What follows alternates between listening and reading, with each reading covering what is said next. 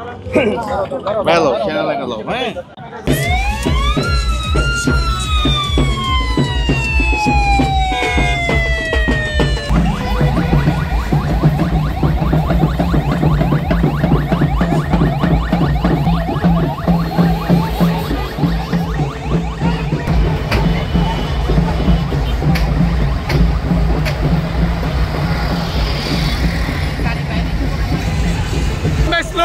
Slow.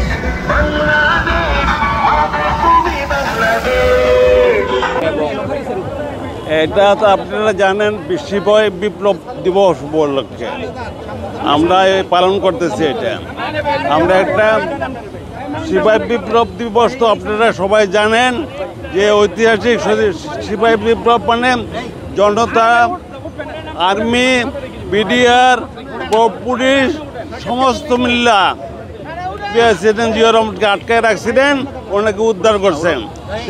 সেই জন্য আজকে আমরা সেই দিবসটা পালন করে আসতেছি সেই ৭৭ থেকে তোরা। এর আগে আমরা যেটা বলতেছি প্রেসিডেন্ট জিয়া রহমান হল স্বাধীনতা ঘোষক। উনি যদি স্বাধীনতা ঘোষণা না করতেন তাহলে দেশের কী অবস্থা হয়তো জানি না। আজকে যেদিন ঘোষণা করেন উনি, সেই দিন উনি বলছে আমি মেজর জিয়া বলছি, সমস্ত বাংলাদেশের মানুষ জানেন। কিন্তু যখন এই ঘোষণা করার পর আপনার তখন আওয়ামী লীগের কোনো নেতারা পাওয়া গেছিল না। আগে ওনারা এসব বলল যে আপনি মানে কি বললেন, এটা কি বলছি আমি, যে আমি মেজর জিয়া বলছি, আপনাদের তো কাউকে পাওয়া যায় না। তখন বললো যে ঠিক আছে আমরা আসছি, আপনি বলেন। আমি বলবো কেন, আমি সৈনিক, আপনারা বলেন। কিন্তু তারা কেউ আগে আসে নাই। তখন মেজর জিয়াকে শুধু এটুকু বলল যে আপনি বলেন যে আমি শহীদ শেখ মুজিবুর রহমানের পক্ষে বলছি। এটুকু থেকে বুঝতে পারেন যে তাদের সাহস কতটুকু, সেটা আর কি। সেই জন্য বলছি আপনার এই আজকে এখনও দেশের বিরুদ্ধে চক্রান্ত হচ্ছে, আজকেও দেশের বিরুদ্ধে চক্রান্ত হচ্ছে। দেশের বিরুদ্ধে চক্রান্তের জন্য আমাদেরকে ঐক্যবদ্ধ থাকতে হবে। ঐক্যবদ্ধ থেকে আমাদের মানে সাবেক 3 বারের প্রধানমন্ত্রী ওনাকে মেরে ফেলতে চেয়েছিলেন জেলে নেওয়া, মিথ্যা মামলা দেয়া। আজকে ওনাকে সুস্থ করুক। এবং তারেক জিয়া সাহেবকেও মেরে ফেলতে চেয়েছিলেন। উনি আজকে 17 বছর বাইরে থেকে দেশ চালাচ্ছেন। দেশ সুন্দরভাবে চলতেছে। বিএনপির আমলে সবসময় দেশটা সুন্দরভাবে চলছেন। আপনার দেশের শান্তি চাচ্ছেন, আমরা সব কিছু উন্নয়ন করছি, এদেশের উন্নয়ন করছি, এদেশের মানুষের শান্তি দিয়েছি, সব কিছু দিয়েছি। সবাই মিললে বিএনপির আমলে কেউ বলতে পারবে না কোনো দুর্নাম। জিয়াউর রহমান সাহেবের নাম এখনও সারা বিশ্বের একটা যখন ওনাকে মিলে ফেলল তখন সারা বিশ্বের লোক বলল যে একটা গরিব দেশের প্রেসিডেন্টকে কীভাবে তারা মানল। এটা একটা ছিল দেশি বিদেশি চক্রান্ত। উনি তখন ইরাক যুদ্ধ থামাতে চেয়েছিলেন, জুট নিরপেক্ষ সম্মেলনের ছিলেন ওই। তারপর 7 দেশের আপনার ঐক্য জোটের সভাপতি ছিলেন।